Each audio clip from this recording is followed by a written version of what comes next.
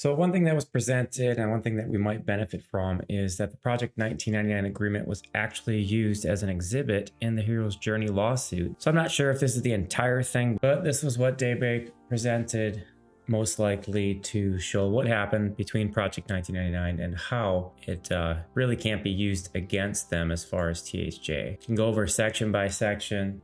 Basically, term and termination. This is the agreement lasts only as long as Project 99 followed the rules that are going to be set in here, and either side could end it if the other side broke the rules and didn't fix it within 10 days. It also ended automatically if Project 99 shut down, so they weren't able to sell, transfer, yada yada yada. Part 2, called Preserve the Peace, and basically what this does is it doesn't give Project 99 an official license. Instead, this was kind of like a truce.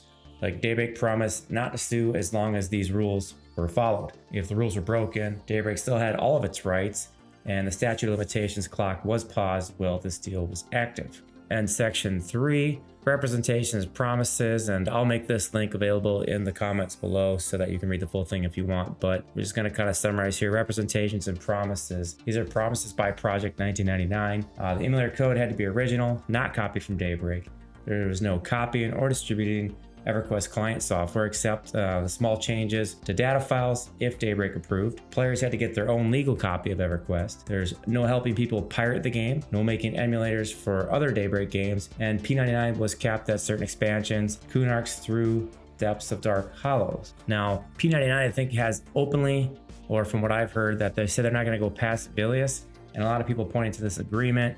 And I shared this agreement with someone else who said now they understand why they don't go past Velious, but it does say, and it does look like Daybreak considered back in 2015 that this classic preservation went up to Depths of Dark Hollow. Theoretically, P99 could go to Depths of Dark Hollow, maybe, unless something changed along the way, but just from reading this, it does cap them at the Depths of Dark Hollow expansion.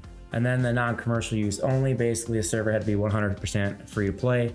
If they took donations, they could only cover server and bandwidth costs. There's no subscriptions, no microtransactions, no selling items or services of any kind. And then Part 5 is terms of service. Basically, P99 agreed to follow Daybreak's terms of service and end user license agreement unless this letter said otherwise. And then we get down to 6, intellectual property. We'll sum this up. Daybreak keeps all rights to EverQuest. P99 couldn't use Daybreak's trademarks, names, or logos except in plain text and only when describing their project. They couldn't also register similar names or domains. And Daybreak had the final say on whether something was a violation.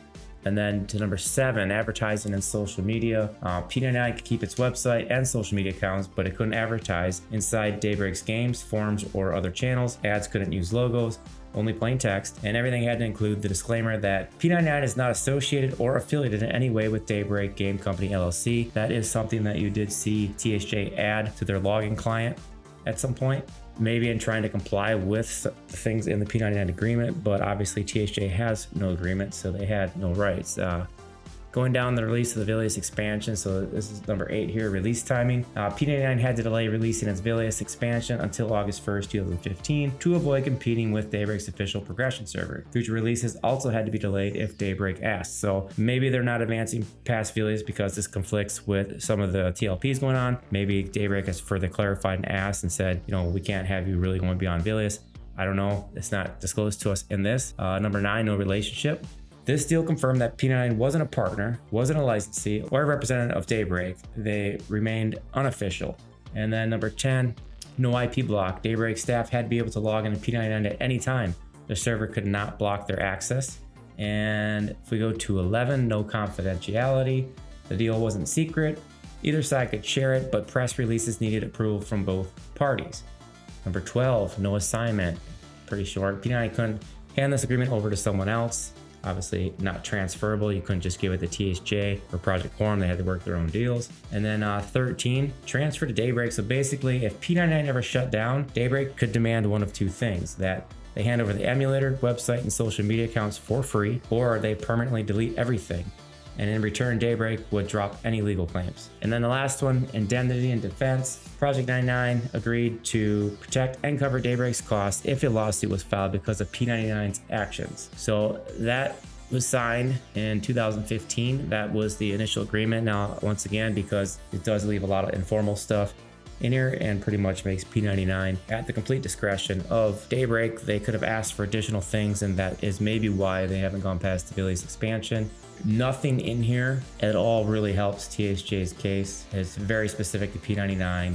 Basically, Daybreak has the right to shut down P99 if needed. So, a lot of people have been talking about the P99 agreement. That's what it says. This was introduced in the THJ lawsuit as an exhibit. I don't know if this is the current agreement, but this was the original agreement. So for anybody wondering, nice and short video showing you what was actually in the agreement. Like I said, I'll put a link in the comments so that you can read this yourself if you're interested in such things. So having said that, they still could be allowed to go to depths of Dark Hollow even if no other agreement was made. But, to think about this, the type of effort necessary to go beyond Velious and get all that in there and make those changes and to sustain, the population, because P99's always been this classic EverQuest community, just might not be the population base to support such an endeavor. That might be why they've chosen to cap it at Velious. But as far as I know from this agreement, they're not capped at Velious unless something else happened communication-wise with P99 and Daybreak that we're not aware of. Thanks for watching, and if you're interested in any more of my content, check out one of these two videos.